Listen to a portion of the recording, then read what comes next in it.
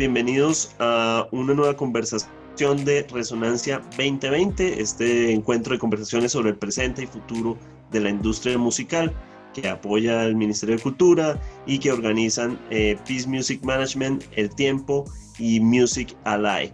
Aquí dedicados hoy a un tema particular que es el diálogo entre actores del Estado de diferentes países, desde Colombia, desde Chile, desde cómo se ve desde una red iberoamericana, la red iberoamericana del espacio cultural iberoamericano, los enfoques para atender esta nueva realidad, esto que se está viviendo. Llevamos ya varios meses de esta situación de pandemia, cómo los estados y los gobiernos están atendiendo esto y cómo los artistas se pueden conectar y enfocar a esta nueva realidad, o como se le haya denominado, como se le quiera denominar en cualquiera de nuestros países. Hoy nos acompaña, yo soy Carlos Solano, de El Tiempo, y hoy nos acompaña Felipe Buitrago, el viceministro de Cultura de Colombia, Camila Gallardo, del Ministerio de las Culturas, las Artes y el Patrimonio de Chile, y Enrique Vargas, el coordinador del Espacio Cultural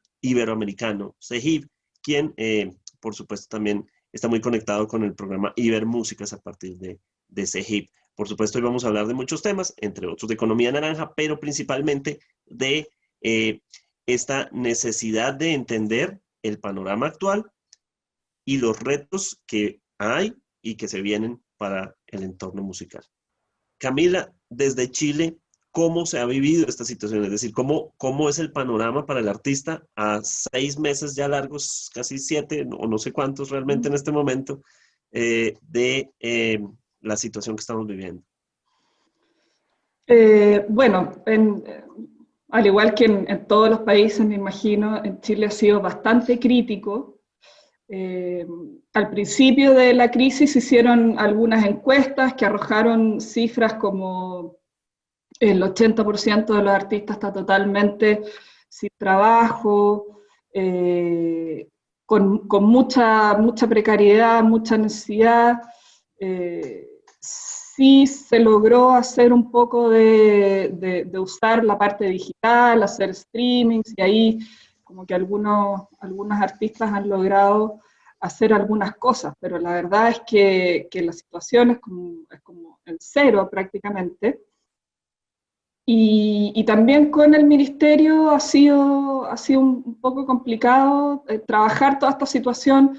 Hemos visto de qué manera poder ayudar o redestinar fondos que no se usaron ya por la pandemia. Hubo actividades que ya no se ejecutaron y las redirigimos como para hacer un plan de apoyo al sector en el contexto de esta emergencia.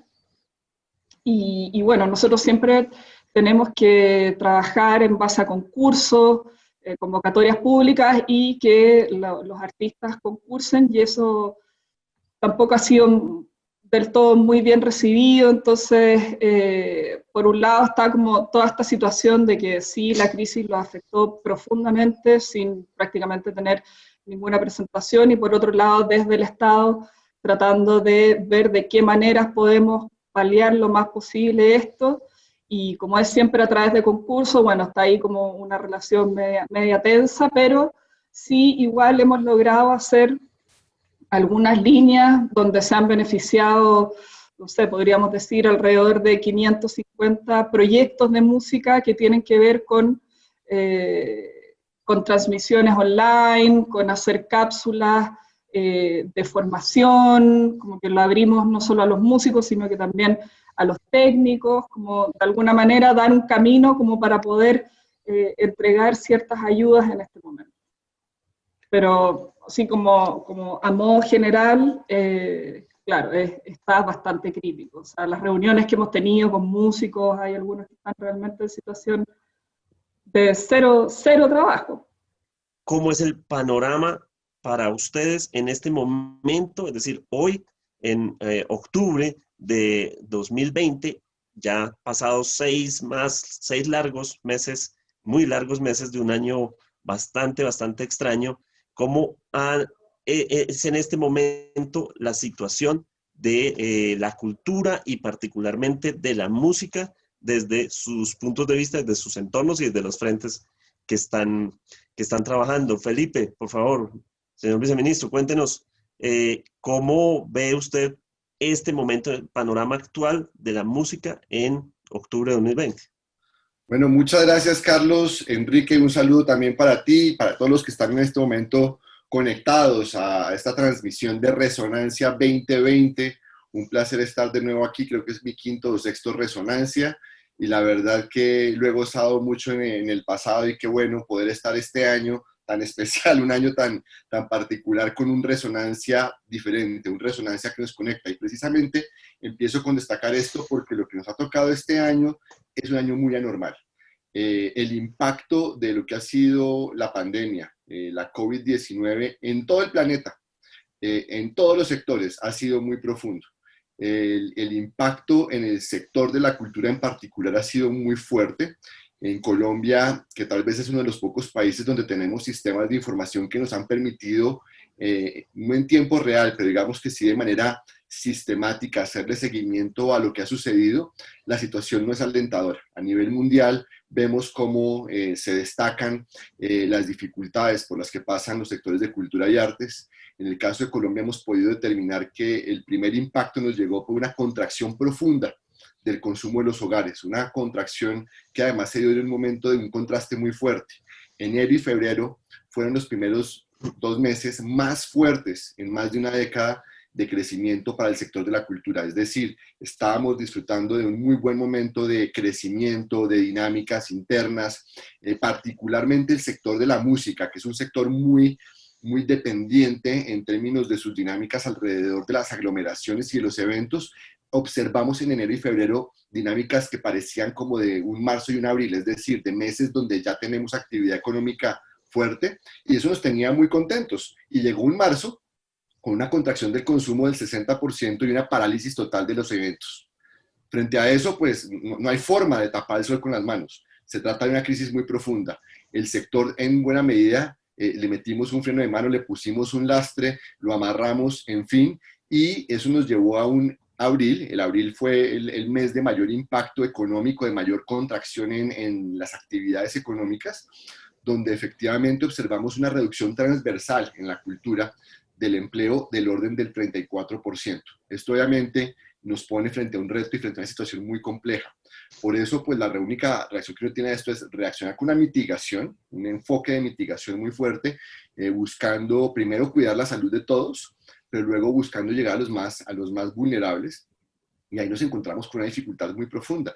La falta de procesos de asociatividad maduros dentro de los diferentes sectores artísticos, particularmente en la música, nos puso en una dificultad muy grande para llegarle a quienes más lo necesitaban con recursos. Hemos tenido que trabajar muy cerca con las secretarías de cultura de los departamentos, de los municipios, para identificar a los actores, para poder identificar sus vulnerabilidades y a partir de esto involucrarlos en los diferentes programas, no solamente los de apoyo financiero, que son muy importantes, pero también los de apoyo emocional, los apoyos técnicos, en la conectividad para que puedan continuar con su trabajo. Hoy por hoy, pues obviamente estamos enfocados ya de lleno en una reactivación, esperando que podamos controlar la pandemia. La pospandemia no existe. Esto es muy importante tenerlo siempre claro. La pospandemia no existe. Las pandemias llegan y se quedan. ¿Qué es lo que pasa? Pasamos a un post-encerramiento. Y ese post-encerramiento incluye que tenemos que cambiar muchos de nuestros comportamientos y tendremos que adaptar muchas de nuestras actividades. Parte de esa adaptación es que la reapertura de ciertos espacios, particularmente los de mayor aglomeración, van a suceder de manera paulatina y controlada en la medida en que seamos cada vez mejores y más responsables en el manejo de la pandemia y su permanencia en la vida. En fin, el reto está ahí. Es un reto donde tenemos que trabajar todos unidos. Aquí no es que el gobierno haga, o aquí no es que nos lavemos las manos y digamos que es problema de los artistas saber cómo sobreviven. No, aquí es artistas, comunidad de fans, comunidad de público, empresarios, gobiernos locales, gobiernos territoriales, gobierno nacional, gobiernos mundiales. Esto es un reto para entre todos trabajarlo, y por eso es muy importante que aquí podamos coordinarnos y trabajar precisamente en cuáles son las mejores prácticas. ¿Qué funciona en España? Entonces traigámoslo para Colombia. ¿Qué funciona en Colombia? Llevémoslo para Argentina. ¿Qué le funcionó a un grupo que hizo una actividad? llevémoslo a otros grupos. Aquí no podemos ser egoístas, aquí nos toca recordar un poco a Machado, y en cuestiones de cultura y de saber y de cómo combatir la pandemia, uno solamente pierde lo que se guarda y gana lo que comparte. Maravilloso. Y ya que le da la entrada al cómo desde todos los países que están viviendo una realidad, tal vez es en lo que más nos hemos parecido a lo largo de muchos años, todos los países del mundo, es en cómo enfrentar esto. Enrique, desde España y desde esa red de colaboración, pues ¿cómo se ve esta situación de la música? Muchas gracias, Carlos. La verdad que escuchar, ahorita al principio, escuchar a Felipe motiva mucho. Motiva mucho porque me encanta coincidir cuando él dice que no podemos hablar de una post-pandemia. Creo que esto es un concepto absolutamente claro que hay que reproducir en cuanto a foro y en cuanto a espacio, porque esto nos va a permitir tomar otras dimensiones de lo que estamos viviendo. Una cosa es efectivamente el confinamiento, los distintos confinamientos que se han venido dando, pero creo que yo quería resaltar y empezar por ahí, porque esto genera muy buenas condiciones para un diálogo y que yo invito de verdad a que la gente reflexione esa parte, porque nos va a permitir entender el fenómeno de otra manera. Mira, nosotros en la Cumbre Iberoamericana de Jefes de Estado y de Gobierno, nosotros como Secretaría General Iberoamericana, prácticamente vamos a cumplir 30 años de trabajo de cooperación cultural en Iberoamérica. Déjenme contarles estos antecedentes para que vean cómo se empieza a trabajar alrededor de la cultura y de sus industrias en un mecanismo de diálogo político, en un mecanismo que decide de inmediato apostar por la coproducción, por la producción, por la cooperación entre pares, una cooperación sur-sur. Aquí no hay de que uno tenga más, otro tenga menos, yo pongo más, no. Yo creo que se ha logrado y está muy claramente identificado. Digamos, el primer ejercicio que se empezó a dar fue el programa Ibermedia para el mundo del audiovisual y el cine que tantos resultados ha dado y que al paso de los años tenemos una industria cinematográfica iberoamericana competitiva. Se ha logrado. Están con presencia en festivales, con presencia en grandes premios y en mercados y en circuitos. Y ya no nada más son 3 o 4 países grandes con una industria cinematográfica los que tienen esa cuota de mercado. Hoy ya se puede hablar de una industria cinematográfica en ese sentido. Lo cuento porque para llegar, digamos, cronológicamente al momento y en las condiciones en las que nos encontramos. ¿Cuándo empieza Iberoamérica, este conjunto de 22 países, a hablar de la música? Bueno, pues fue justamente en Colombia, y esto no puede uno dejar de mencionarlo. En el 2010 hicimos el Congreso Iberoamericano de Cultura en Medellín, y de ahí salió por consenso una agenda iberoamericana de las músicas, y en meses ya existía el programa Ibermúsicas.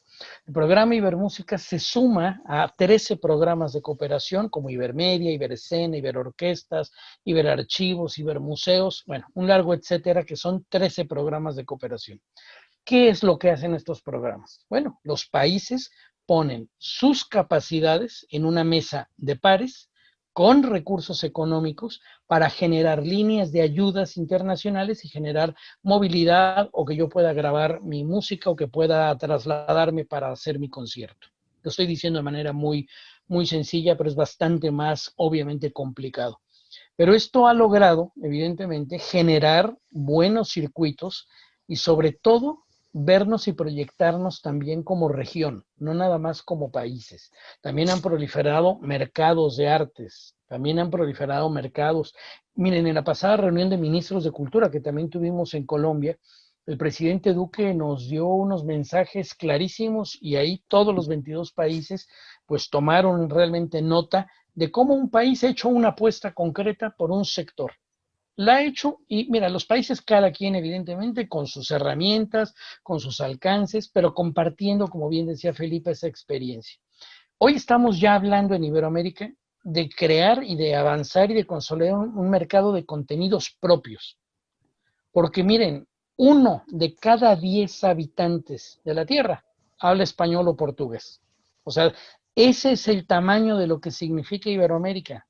Somos potentes, tenemos potencial, tenemos todo. Claro, También tenemos grandes asimetrías, somos la región del mundo con mayor desigualdad y hay que trabajar de manera integral para generar mejores condiciones, porque al final de cuentas lo que necesitamos es que nuestra gente cada vez viva mejor, pero viene la pandemia y este es, digamos, el parteaguas en nuestra sociedad hoy. Cuando comencemos el 2021, América Latina va a despertar, déjeme decirlo de esa manera, con más de 40 millones de pobres adicionales, que eran clases medias y que van a pasar a la pobreza. Y de esos 25 millones, de esos 40, 25 millones, lamentablemente van a estar en extrema pobreza. Entonces, si nosotros queremos hablar de cómo reactivar la industria, en este caso la musical, que tiene una enorme capacidad de regenerarse más rápido que otros sectores, pero el Estado tiene que ayudar.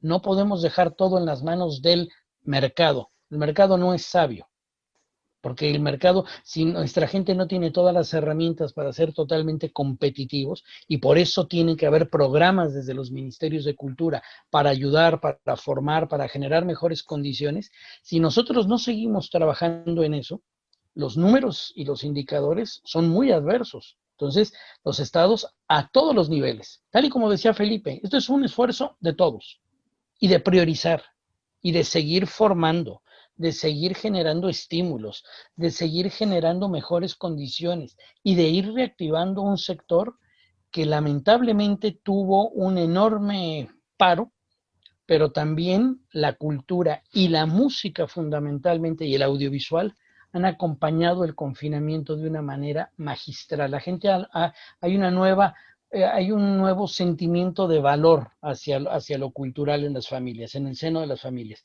Yo creo que el sector no debe desaprovechar esa oportunidad. Muy interesante ese punto y definitivamente, uniendo también a lo que dice Felipe de la necesidad de la unión en general de todos no solo el músico, sino todos aquellos sectores que están relacionados de una u otra forma. Recuerdo, traigo a colación una historia y alguna vez en un seminario hace, no sé, 10, 15 años, Juancho Valencia de Puerto Candelaria, estaban hablando sobre la industria de la música y cómo las discográficas estaban mal y que la crisis de las industrias, de las casas discográficas. Y en ese momento él dijo, pero no entiendo cuál es el problema si los músicos siempre hemos estado en crisis.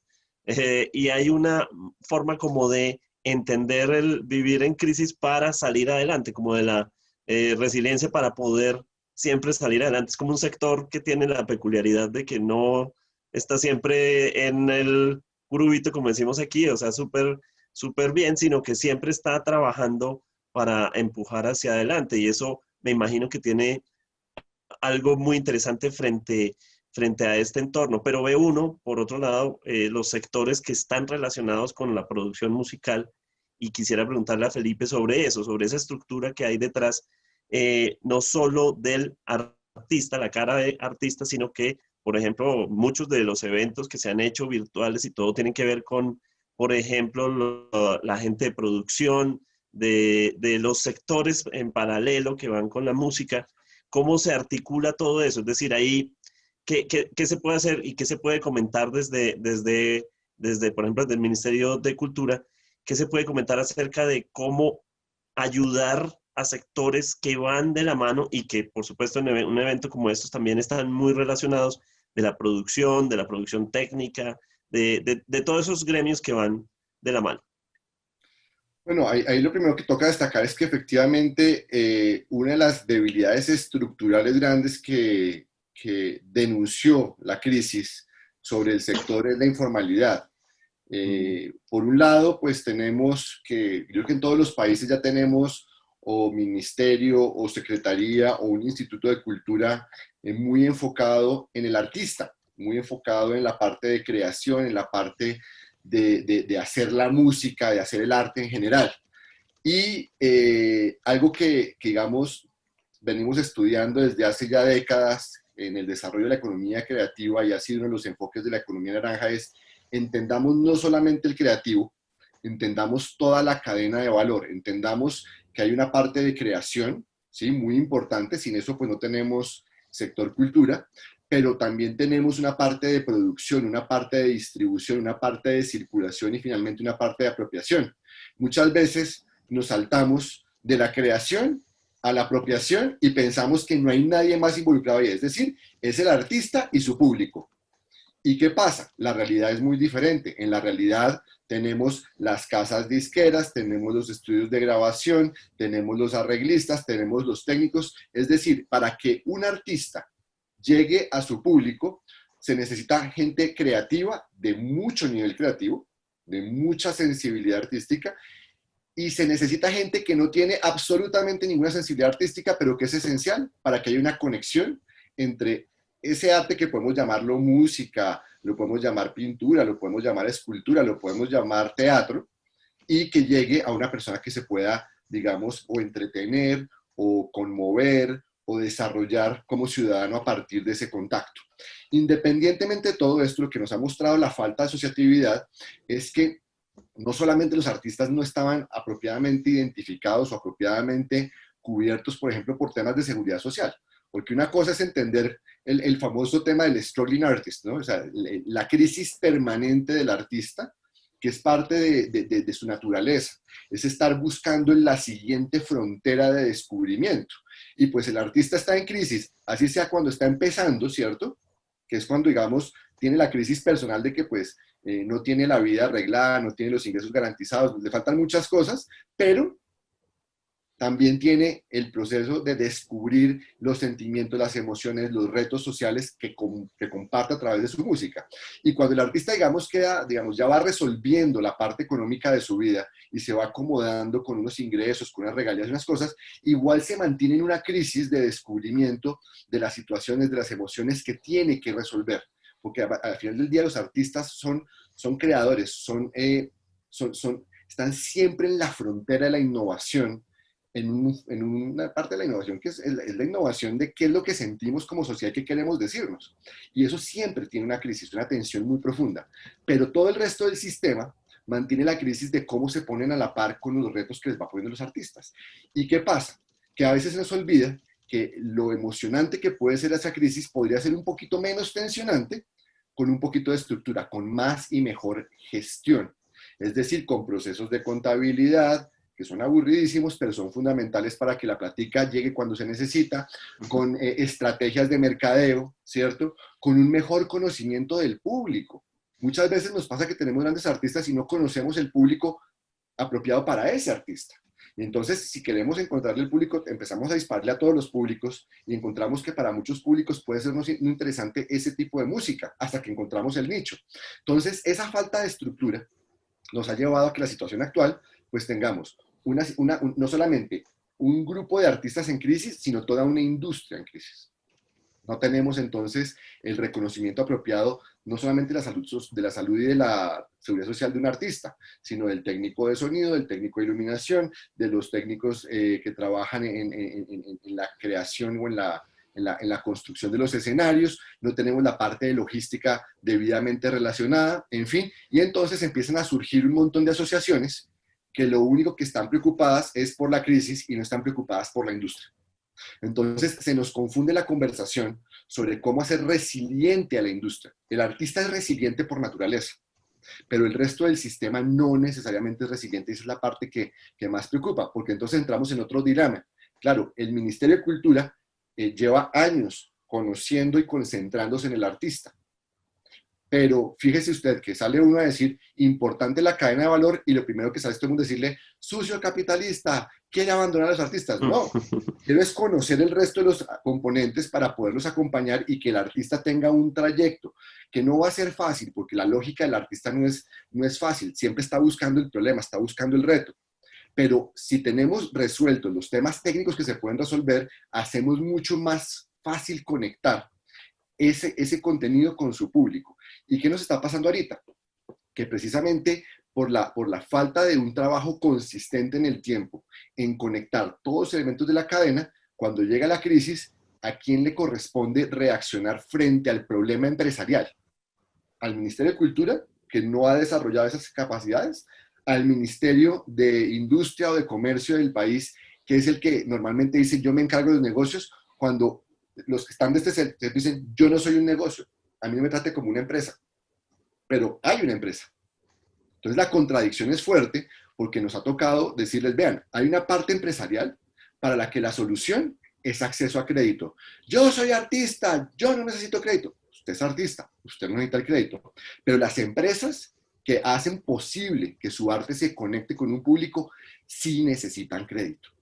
Hay otros que dicen, no, lo que yo necesito es un apoyo de supervivencia. Sí, claro, hay parte artística, hay parte logística, hay personas vulnerables que se atienden con una asistencia de emergencia. Hay otra parte que ni siquiera es de plata. Hay partes que es de una asistencia técnica. Venga, revisemos muy bien cómo está el modelo acá y hagámosle modificaciones para poder aprovechar la transformación digital.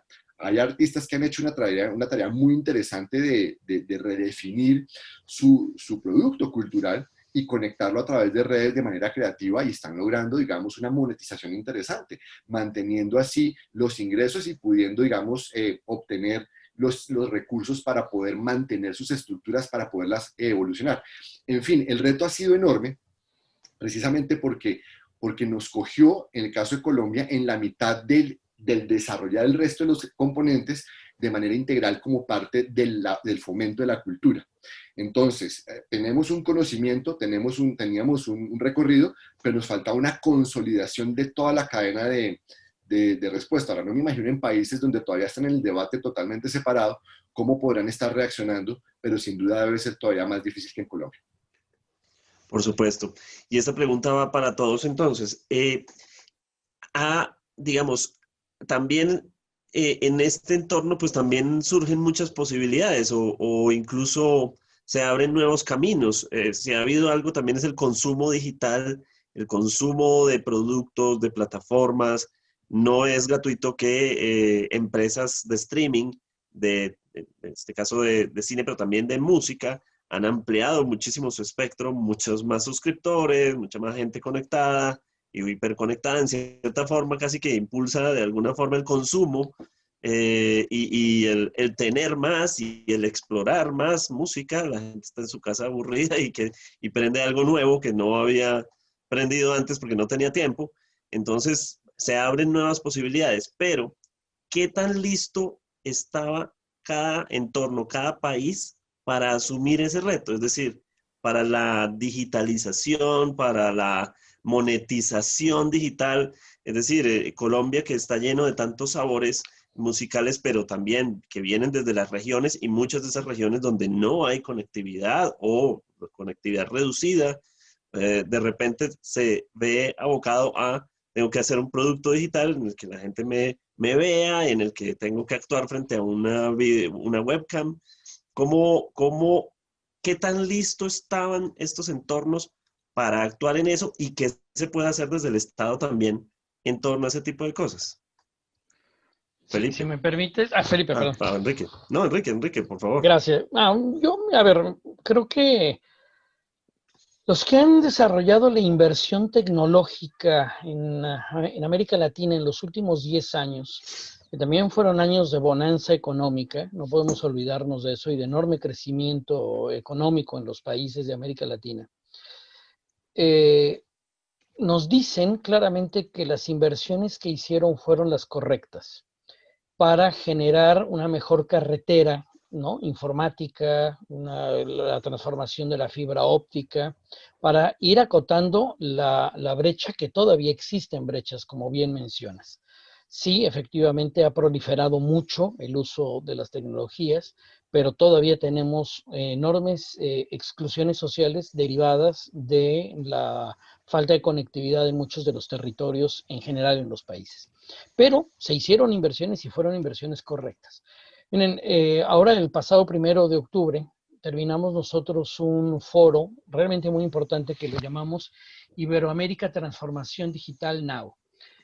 En este foro tuvieron cita, digamos, todos los participantes de lo que ya también Felipe ha mencionado de la cadena, estos diversos actores de lo que hoy identificamos como cadena de valor. Los que desarrollan, los que ponen los fierros, los que ponen los contenidos, o sea, fue un gran foro donde, bueno, realmente las aproximaciones, yo no me atrevería a decir las conclusiones que saca este foro, las aproximaciones son, hay que seguir invirtiendo y hay que identificar las nuevas cadenas de valor, porque hay cadenas de valor que están siendo, son dinámicas, siempre fueron dinámicas, pero hoy, derivado de la pandemia, fueron trastocadas muchas de estas cadenas. Y evidentemente se tiene que trabajar desde el Estado para estimular aquel punto débil, aquel eslabón débil. Ahí tiene que estar el Estado para ayudar, para que se vuelva nuevamente a un crecimiento virtuoso. Felipe nos contaba, enero y febrero fueron meses de crecimiento como nunca antes, desde que se toman estos indicadores y desde que se conocen estos números. Y esto venía sucediendo en varios países y veníamos en una línea ascendente en muchos sentidos, ya sea por el estímulo a través de fondos concursables, como Chile, que tiene una enorme tradición en fondo concursable, pero digamos que cada uno venía haciendo lo suyo y veníamos avanzando. Ahora, el tema de la incorporación de lo digital, creo que los estados han estado mejor preparados en lo digital. Falta mucha capacitación en el artista y falta todavía mucho sentido de apropiación de la gente. Se le ha perdido miedo, ¿eh? También hay que reconocer que en estos largos 6 meses de pandemia, la gente le ha perdido el miedo al Internet. Ahora, empezar a hacer negocio a partir de eso, monetizar, ahí hay mucho que desarrollar todavía, muchísimo por desarrollar. Y algo que no se ha mencionado, que para nosotros es fundamental, los derechos de autor, los derechos de propiedad intelectual. Ese es un enorme reto también que el mundo digital tiene que hacerse cargo de lo que eso significa, porque hoy es el modelo existente y se tiene que cumplir la ley, se tiene que cumplir esas leyes, porque si no, vamos, se abren puertas, vamos a ir abriendo puertas, sin ir cerrando, digamos, ciertos capítulos y sin seguir formalizando. Creo que la clave está en la capacitación, en la formalización. Concluyo con esto. Algo en lo que Iberoamérica está trabajando muchísimo y esperemos el próximo año poder llegar a la cumbre iberoamericana en el mes de abril con los jefes de Estado y de Gobierno, es ponerles sobre la mesa, y en eso estamos trabajando, la creación de un fondo iberoamericano de garantías recíprocas, para que esos actores que tengan que ser susceptibles de crédito puedan acceder, que se conviertan en sujetos de crédito, porque hoy no lo son. Hoy no lo son, aunque tengan la creatividad que ya se mencionó, aunque tengan la capacidad y tengan hasta el ordenador para poder hacer y generar, si no tienen estímulos adicionales, no lo van a lograr y vamos a perder competitividad. En pocas palabras, vamos a perder competitividad. Ya habíamos ganado cuotas de mercado muy atractivas. Como región, ya teníamos cuotas de mercado. Sinceramente, tenemos que redoblar esfuerzos todos para por lo menos volver a los niveles de crecimiento que se tenían y volver, no sé cuándo, a ese mes de enero y febrero que mencionaba Felipe. De acuerdo. Añado a la respuesta que nos dará Felipe, que precisamente el tema de derechos de autor que toca Enrique fue en cierto momento en estos 6 meses un duro contrapunteo entre productores, gente que estaba haciendo los eventos, los recaudadores por parte de los derechos de autor. En su momento generó una difícil discusión y crear herramientas nuevas para el tema de derechos digitales, que incluso enfrentó a partes, que es uno de los problemas que hablábamos hace un rato de la unión de los diferentes elementos de la cadena. Entonces, Felipe, ¿cómo vemos este tema de la conectividad y estos problemas conexos como el del tema de derechos de autor? Problema, o me refiero más bien, inquietud o necesidad por resolver de derechos de autor. Uno empieza por ratificar un poco lo que decía Enrique, en términos de conectividad, y aquí hay que hacer una diferenciación entre la conectividad y su disponibilidad y que la gente se conectaba, que es otra cosa totalmente diferente. En términos de conectividad y disponibilidad de estos aparaticos, hablamos de una cobertura muy interesante. Es decir, no hay ningún municipio de Colombia y básicamente el 95% de los lugares donde viven colombianos, de una manera u otra tienen acceso al Internet y hay disponibilidad de dispositivos. ¿Qué cambia? La asequibilidad de ese servicio. Entonces hay gente que tiene el dispositivo, pero no tiene un servicio regular, paga prepago, paga una una conexión mensual de unos 10.000 pesos para garantizar su WhatsApp, para garantizar algo de redes sociales y un mínimo de información. Pero eso no es suficiente en una situación de crisis donde necesitamos conectarnos a poder disfrutar, por ejemplo, de una transmisión en streaming de un evento como Resonancia, o para poder disfrutar de un concierto, o para poder bajar no una, sino de manera constante canciones. Entonces aquí, digamos, se nos junta el mundo análogo con el mundo digital y tenemos que ser mucho más inteligentes en cómo los articulamos. Aquí un tema muy interesante es, yo puedo mandar señales por el digital, ¿cierto? De manera que la gente sepa cuándo conectarse a la radio. Esa es una forma de empezar a ver el tema. Por otro lado, hay veces que la brecha no es la disponibilidad del dispositivo y de la conexión o inclusive de asequibilidad. A veces es de conocimiento. Aquí, digamos, desde el Ministerio hemos lanzado la plataforma virtual para las artes, donde ya tenemos 55 cursos habilitados para explicar a los creativos y a todos los que trabajan con los creativos cómo aprovechar las herramientas, cómo precisamente apalancar eso que saben hacer también de creación con las nuevas herramientas para poderlo llevar a las redes y para en las redes poderlo usar en su propio beneficio.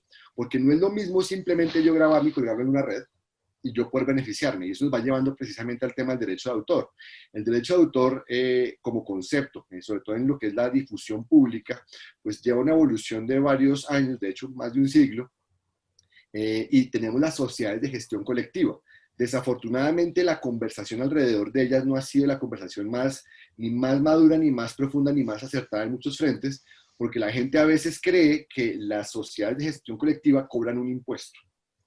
No es un impuesto. Realmente es un derecho que tienen los autores y los dueños de los derechos de las obras, que son, digamos, sin esos derechos no sería posible ni grabar, ni promover artistas, no tendríamos una industria musical que nos permitiera entrar en contacto con artistas de todas partes del mundo si no tuviéramos derechos de autor alrededor de la música. Pero la forma en la que se ha manejado eso no ha permitido tener un debate en el que haya una conciencia sobre cuál es la razón y la función de ese cobro. Si entendemos bien que la función de ese cobro es reconocer el trabajo de los artistas, reconocer el derecho que tienen a que todos los que disfrutamos de la música por diferentes medios que monetizan, ¿cierto? Cuando se da esa monetización, un porcentaje de esa monetización le debe pertenecer al dueño del derecho. No se ha dado bien ese debate y por lo tanto generó un montón de conversaciones un poco complejas que igual son necesarias. O sea, tenemos un cambio de modelo, tenemos un cambio, una migración de un modelo más análogo de transmisión pasiva, ¿cierto? Donde uno transmite y a la gente le llega, y pues es muy fácil porque yo le llego a 4 o 5 agentes que controlan, que controlan las emisiones, a un modelo donde lo que tenemos es que muchos pueden transmitir a través de medios digitales y por lo tanto muchos pueden estar monetizando y generando regalías que deben pagarse. Pero no habíamos dado ese debate porque como era tan dominante el modelo anterior del evento, de la transmisión de radio, pues no habíamos tenido que dar esa conversación. Hoy en día tuvimos que dar esa conversación. ¿Qué es lo que toca hacer? Dar la conversación ordenadamente, dar una conversación donde entendamos bien deberes y derechos y a partir de eso podamos trabajar. Un tema que es muy interesante para nosotros es que lo que nos ha permitido un poco la digitalización, una gran paradoja, es que nos ha permitido localizar más y mejor la música, nos ha permitido llegar más a nichos de mercado, precisamente porque no estamos sometidos, por decirlo en un sentido figurado, a la tiranía del DJ. Es decir, el que le pone la música en la emisora podía determinar qué había disponible. Hoy en día realmente usted puede buscar las listas que le propone gente con la que usted tiene una afinidad mucho más directa y que además tiene una cercanía mayor con ciertos territorios. Eso nos ha permitido descubrir una mayor riqueza musical. Una de las tareas que hicimos en el ministerio durante la pandemia fue lanzar una lista de música colombiana. A muchos les gustó porque fue un ejercicio interesante, fue decir, miremos dónde está esa riqueza musical del país, no busquemos las mejores canciones, uno busca la mejor canción colombiana y tenemos 1 millón de canciones para poner en el top 1. Pero lo que tenemos es un recorrido por la geografía nacional. Tenemos arpas del llano, tenemos músicas del Pacífico, tenemos músicas del Caribe, música andina, ¿cierto? Tenemos músicas contemporáneas, tenemos músicas mucho más tradicionales, y esa riqueza se nos hizo mucho más evidente gracias a la pandemia, precisamente porque el localizarnos a través de lo digital nos ha permitido redescubrir esa diversidad. Entonces, todo esto de la digitalización ha traído un montón de retos. El de la brecha de acceso a Internet, la asequibilidad, sin duda es la más grande. Pero la oportunidad del redescubrimiento y el acercamiento otra vez a lo local es tal vez la oportunidad más grande que tenemos también. Entonces ahí tenemos que balancear y fortalecer este segundo y cerrar rápidamente esa primera. Perdón, le contrapregunto ahí. O sea que, Felipe, ¿usted cree que en este entorno digital las dificultades que tiene, por ejemplo, el artista tradicional en el Chocó o empírico, o se van a reducir? Es decir, porque esa es una de las grandes preocupaciones de artistas que en un entorno de economía naranja digan, bueno, es que yo como soy de la región, yo no tengo las facilidades que tiene para hacer el brochure, para hacer la cosa, para hacer la producción, para todo este montaje de promoción. ¿Usted cree que esto puede ayudar a reducir distancias para ese tipo de artistas? Claro, porque las brechas o las barreras de acceso se están bajando. Ahora, hay un tema aquí complejo que hay que manejar. O sea, la barrera de acceso para poder estar, digamos, disponible se está bajando. Pero en cuanto a que el brochure, que en cuanto a la promoción, que en cuanto al manager, hay muchas cosas que se están disminuyendo porque lo digital reduce el costo de acceso. Y eso es muy importante. ¿Qué aumenta? Aumenta el reto de un manejo mucho más técnico, de un manejo mucho más intencional de la promoción del artista. Entonces, el reto grande de conectividad nos ayuda a que esas barreras se reduzcan cada vez más rápido. Pero la oportunidad del descubrimiento de lo local va a estar sujeto a otra barrera, que es la barrera de la gestión. Aquí ya no es la barrera que existía antes, que era de tener la plata y la conexión, sino de con qué intencionalidad y con qué inteligencia me muevo y me posiciono. Entonces, no es tan simple como decir, no, ya, con lo digital se acabó el problema. No, lo digital me elimina un problema, pero me crea la necesidad de otras habilidades, y de la velocidad con la que yo llegue con esas habilidades al territorio depende que la promesa de lo digital sea una verdadera oportunidad. Por eso es tan importante, y lo reitero, esta plataforma virtual para las artes que tenemos en el Ministerio de Cultura, porque estamos trabajando precisamente en ayudarles a entender. Hay que entender una cosa, el talento solo no le mueve nada, no le resuelve nada. El talento solo es fundamental, pero sin gestión de ese talento, sin desarrollo de ese talento, sin conectar ese talento, las posibilidades son muy poquitas, son muy limitadas. Tenemos que ser mucho más conscientes y mucho más intencionales en cómo gestionamos el talento de tanto joven que está en los territorios y que necesita precisamente poder llegar a un público para no solamente poder ganarse la vida a partir del arte, es para que la gente además disfrute ese talento, para que la gente pueda inspirarse y pueda conmoverse con esas creaciones. De acuerdo, muy interesante. Camila, desde Chile, ¿cómo se vive particularmente este fenómeno? Es decir, ¿se vive algo similar o cómo se siente en la industria y en el gremio musical en Chile esta situación? Sí, es muy similar. Ahora tiene razón Felipe en que esto nos pone el desafío de ahora aprender a gestionar en lo digital. Acá toda la música popular, si se podría decir, o más comercial, o los sellos, las agencias, los gestores que trabajan con música que están exportando, que usualmente van a las ferias internacionales de música, todos ellos como que manejan la parte digital súper bien.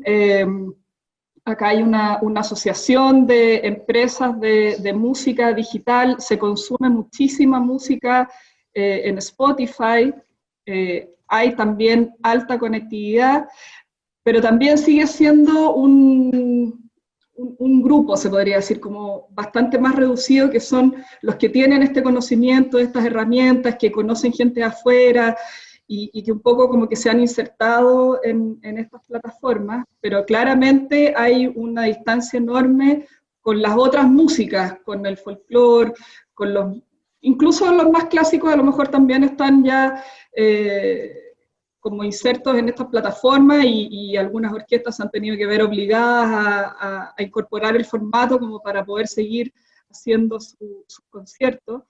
Pero el trabajo y el desafío está en eso, o sea, hay un enorme campo en lo digital, Acá se usa mucho internet, los teléfonos, como les digo, es algo como que está casi 100% al alcance de todos, pero sí hay que trabajar esa parte porque no todos tienen el conocimiento como para poder sacarle partido a esto. O sea, una de las grandes cosas positivas que podríamos decir que estamos viviendo en medio de esta crisis es ver cómo le sacamos partido a la parte digital.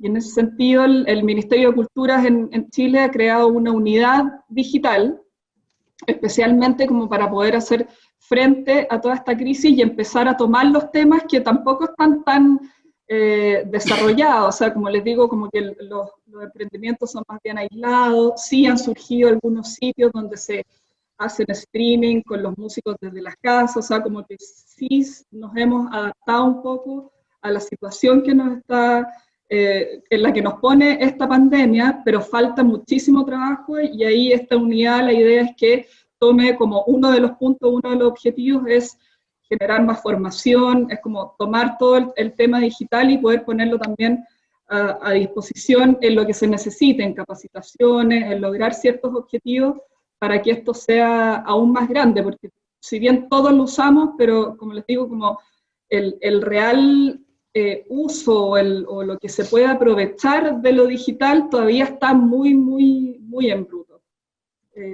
Dentro del fondo concursable que nosotros tenemos, que es un fondo grande, anual, hay una línea que este año fortalecimos con más presupuesto y con más posibilidades de presentar proyectos, que es la de medios digitales. Y ahí esperamos ver qué tipo de proyectos llegan, probablemente van a llegar a lo mejor plataformas nuevas que tienen nuevas maneras de hacer conciertos o nuevas maneras de gestionar la industria de la música. Así que, claro, por un lado está como esta gran digitalización donde estamos todos súper conectados, pero hay una parte que efectivamente no llega a esa conexión y hay músicas que no son aún parte de todo este trabajo, y como bien dice Felipe, son las músicas que finalmente son las más tradicionales. Nosotros a veces hablamos con músicos y dicen, ya, súper bien con las plataformas, con lo digital, pero la verdad yo no tengo, ni siquiera mando mails, no sé, pues folcloristas de regiones más aisladas, y ese yo creo que es un desafío importante para poder poner también a disposición esas músicas. Spotify lo que ha logrado también con estas listas de reproducción, la marca sectorial de Chile, Chile Música, ha estado publicando varias listas de música chilena, entonces las posibilidades se abren muchísimo, pero tenemos que saber muy bien también cómo manejarlas para sacarles el provecho que se necesita. Y en cuanto a los derechos de autor, también mencionar lo mismo, también surge esta nueva necesidad de reconversar de los derechos de autor, y ahí nosotros también, desde el Ministerio, se está trabajando en una campaña, porque se ha visto la necesidad de como hablarle a la ciudadanía de por qué es importante el derecho de autor, y cuál es el valor que tiene para los artistas. Esperamos que con eso también haya como una sensibilización y se entienda más por qué tienen que pagar, y que probablemente con todo este avance digital cobra más relevancia y que se entienda mejor por qué ese derecho tiene que llegar al artista. De Carlos, acuerdo. hay una pequeña Sí. anécdota de resonancia en este tema. En Resonancia hace 10, 11 años tal vez, no me acuerdo si fue en 2009 o en 2010, tuvimos un artista joven, emergente, de un género todavía no muy consolidado, que nos hablaba de cómo su disquera en ese momento se llamaba Twitter. Ese artista es hoy una de las 100 personas más influyentes del mundo según la revista Times, J Balvin. J Balvin estuvo en Resonancia hace 10 años contándonos cómo él se arriesgó a impulsar su carrera a través de medios digitales antes de ir a buscar una disquera. Y fue muy interesante porque la verdad logró una cercanía diferente con su público, y eso tal vez es parte de lo que le ha permitido consolidarse como un artista que tiene una sensibilidad diferente en cómo se conecta. Entonces simplemente quería traer esa anécdota porque hace 10, 11 años nos parecía absurdo que alguien pensara en salirse de la lógica del sistema para posicionarse, y pues claramente hoy, ya con el beneficio de 10 años de historia, pues vemos cómo ha evolucionado esa historia. Interesantísimo esa historia de J Balvin. En este punto, y ya hemos hablado de una serie de herramientas y obviamente lo digital, pues digamos que salta como la obviedad de la necesidad, y esta plataforma que comentaba Felipe de capacitaciones, pues debe ser fundamental.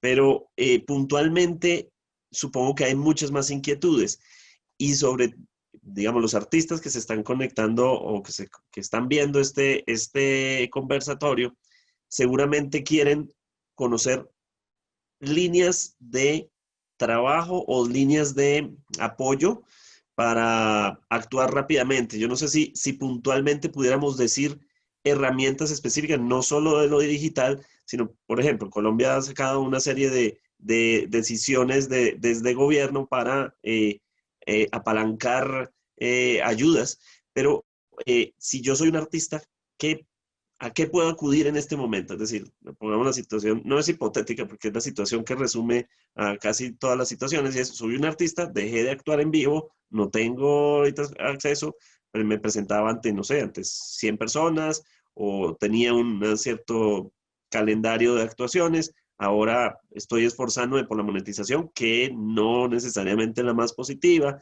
los mismos artistas se quejan de que reciben muy poco de lo que les llega por streaming, por las empresas de streaming. ¿Qué decirle a los artistas hoy de, mire, estos son los 5 puntos de trabajo o de combate para salir de esta situación y salir adelante? No sé Bueno, si empezamos por Felipe. bueno, por un lado tenemos nuestro programa de estímulos, que son los fondos concursables muy parecidos a los que tiene Chile.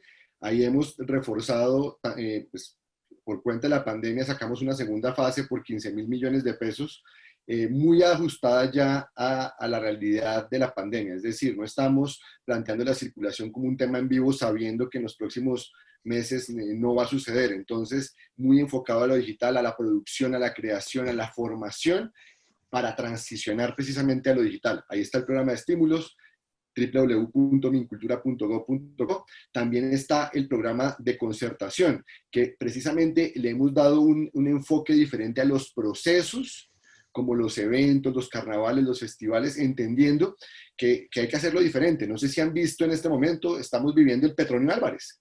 Lo estamos viviendo a través de una experiencia audiovisual. Estamos reinventando la forma en la que vivimos ese patrimonio. Esto no quiere decir que vamos a renunciar eternamente a la posibilidad de tenerlo en vivo, simplemente que no renunciamos a la posibilidad de tener el Petronio en un momento en que no podemos aglomerarnos. Lo mismo va a suceder con el Festival Vallenato la próxima semana.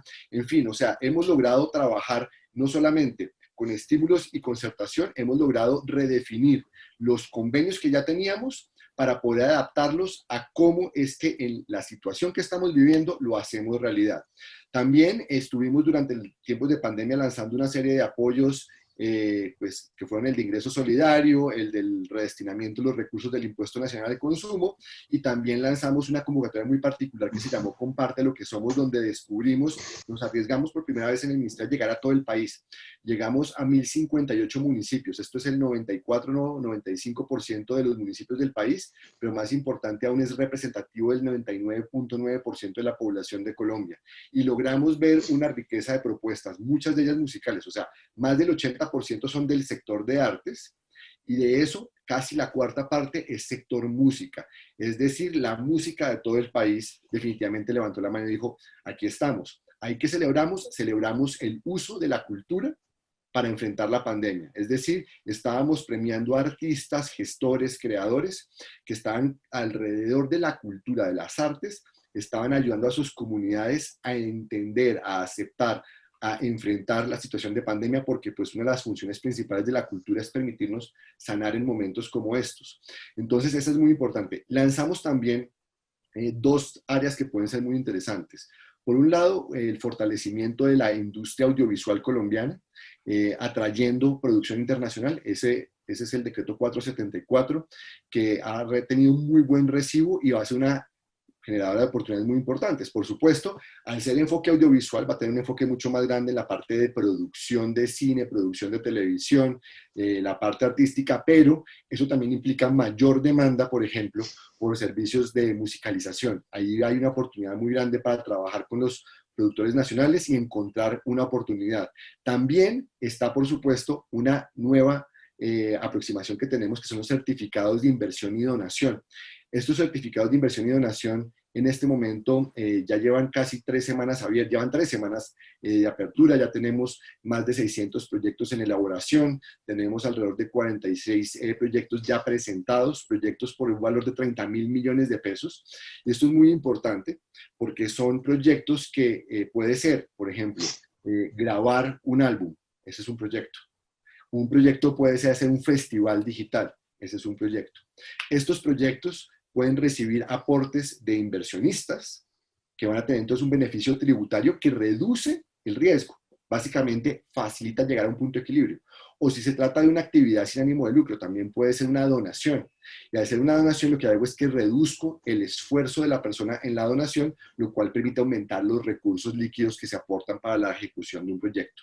A través de este programa, de este segundo programa, el de impuestos de inversiones y donaciones, tenemos disponibles en lo que queda 2020 158.000 millones de pesos en esfuerzos fiscales que nos pueden permitir apalancar inversiones por 428.000 millones de pesos en el sector cultural.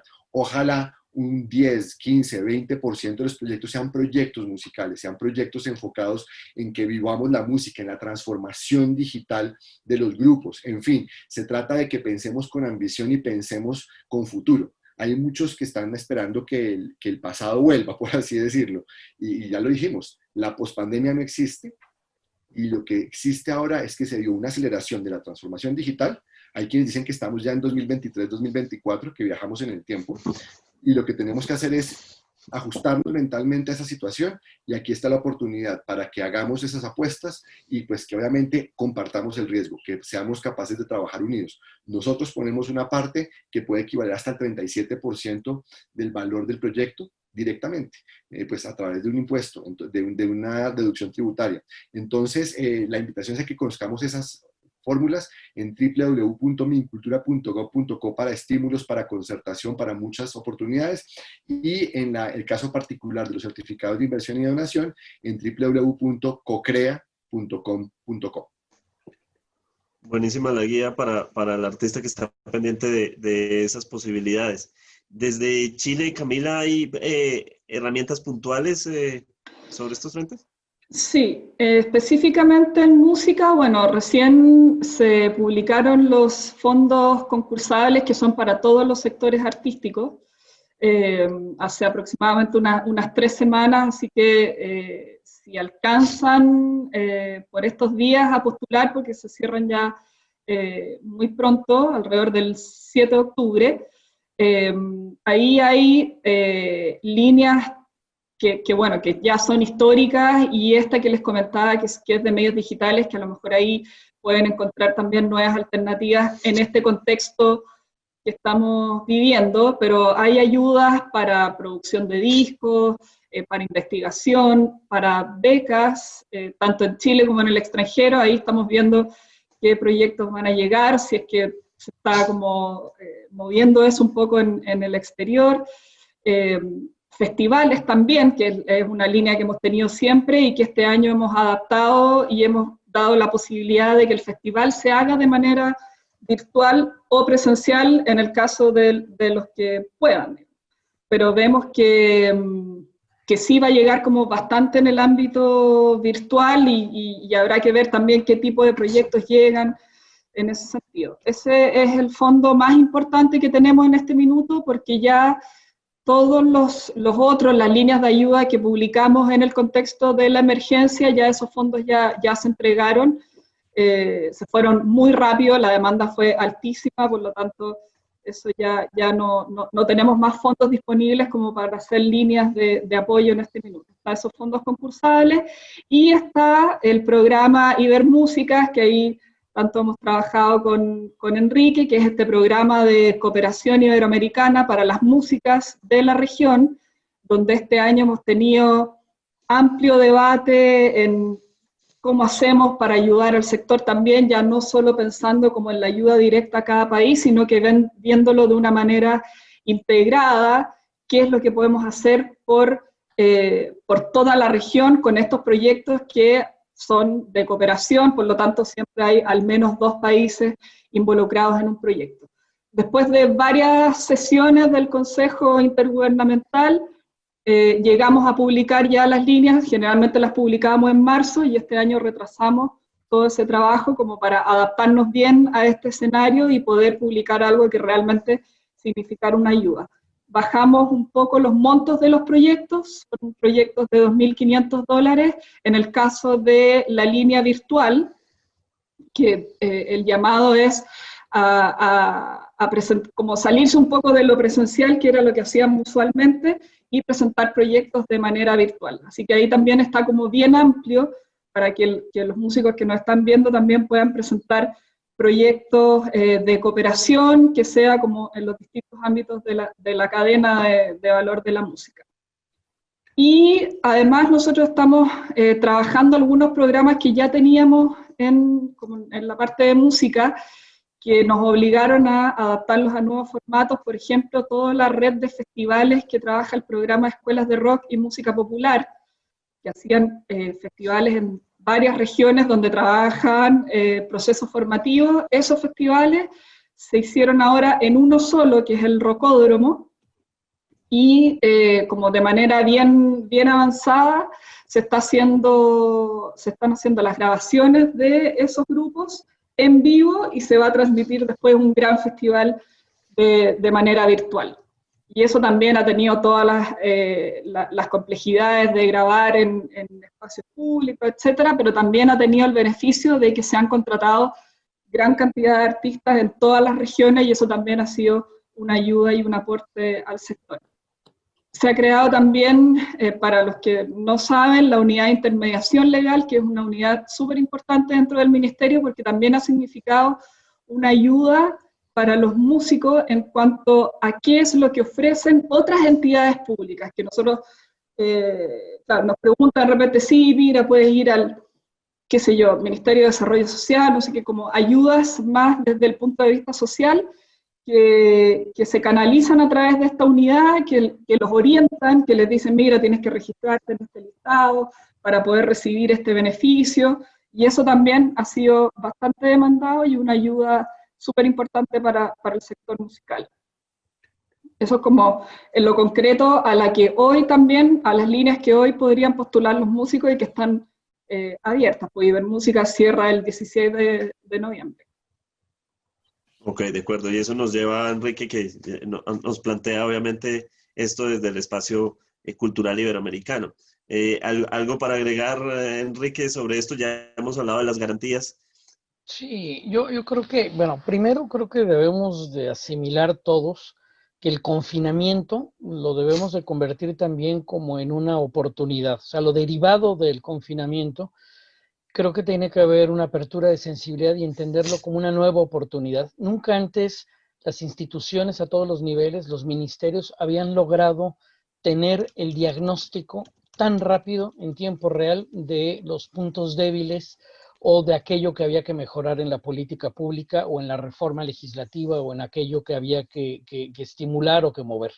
Y se han movido, creo que hay que reconocer muchísimo, los países han generado un dinamismo extraordinario en estos meses y se han podido tomar decisiones y todos han tenido una enorme capacidad de responder rápido.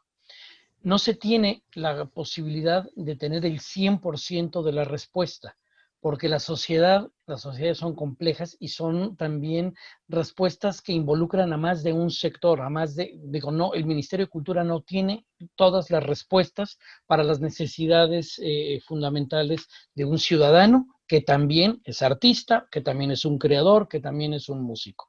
Hay que entenderlo en toda su complejidad. Creo que debemos entender que, y el siguiente paso, y por eso Ibermúsicas, la verdad también creo que de manera muy juiciosa retrasó estas convocatorias, porque los países tuvieron una capacidad muy rápida de responder.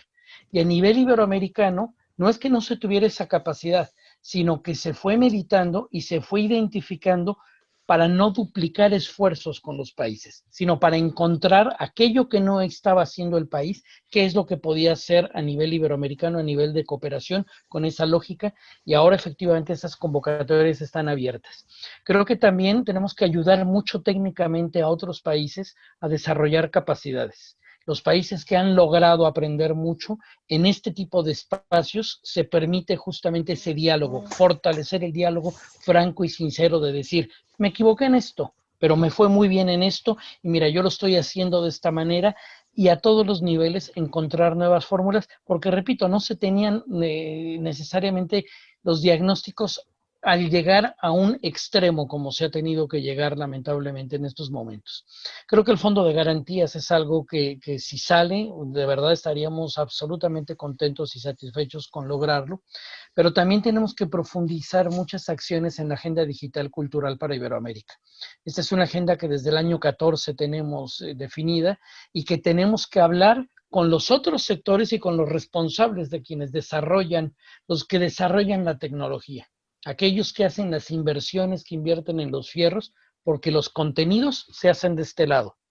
Entonces, si nosotros no generamos condiciones de diálogo, la tentación es enorme de que aquellos se pongan a hacer más y más contenidos, aquellos no respeten la diversidad cultural que nos caracteriza claramente, y podemos caer en un tema, porque al final de cuentas el mundo hoy, déjenme decirlo de manera así, se divide en dos grandes bloques: quienes apostamos por la diversidad cultural y quienes apuestan por la hegemonía cultural.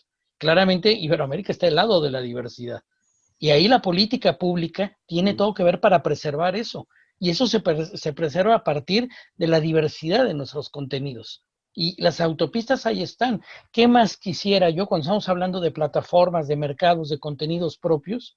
Todos hemos estado hablando hoy de Spotify. Bueno, está muy bien, es una gran plataforma y tal, pero no hemos logrado tener una plataforma que compita con Spotify para que nosotros podamos poner nuestros repertorios ahí.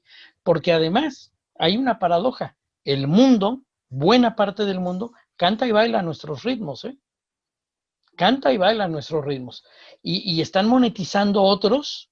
A veces se decide en Miami, y lo digo tal cual, las tendencias de la música, cuando tendríamos que tener nosotros, digamos, mejores condiciones, y nuestro mercado en un diálogo tendría que generar mejores condiciones. Y concluyo nada más con algo. Está muy bien hablar de derechos de autor, por supuesto que sí, yo mismo saqué el tema en la mesa, pero también tenemos que hablar de los derechos digitales de la sociedad. Los derechos digitales de la sociedad, porque el derecho al Internet es un derecho humano y los estados están trabajando en ello. Entonces tenemos que encontrar estos nuevos puntos de encuentro y estos equilibrios para cumplir el modelo existente de derecho de autor, pero que la ciudadanía, por supuesto, también tenga acceso a todas las posibilidades, a todo lo que hoy se ha trabajado en manera digital. Y la verdad que las instituciones llevan muchos años trabajando en temas digitales. Tampoco esto comenzó con la pandemia, ¿eh? También hay que decirlo. Ha habido procesos de digitalización desde hace muchos años. Claro, ahora se han acelerado. El otro día nos decía una de las grandes telefónicas de la región que ellos habían tenido, que habían logrado crecer en 3 meses lo que tenían proyectado crecer en 5 años. Y eso a ellos les representa negocio, les representa mucho dinero en caja.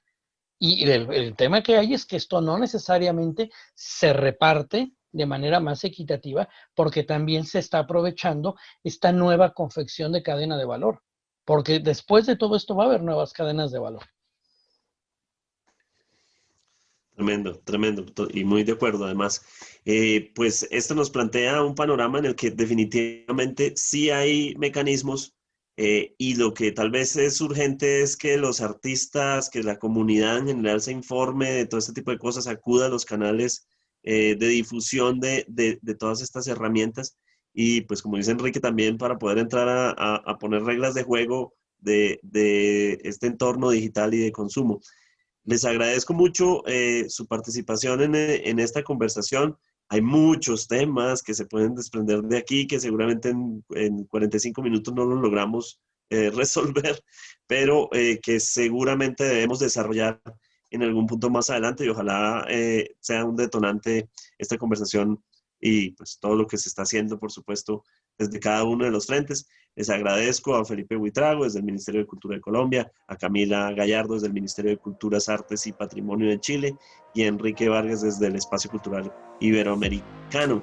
Muchísimas gracias por participar y a todos los que nos están oyendo y viendo, también por seguir esta conversación aquí en Resonancia 2020. Muy buenas tardes. Luego, gracias. Chao, chao, hasta luego. Muchas gracias. Chao.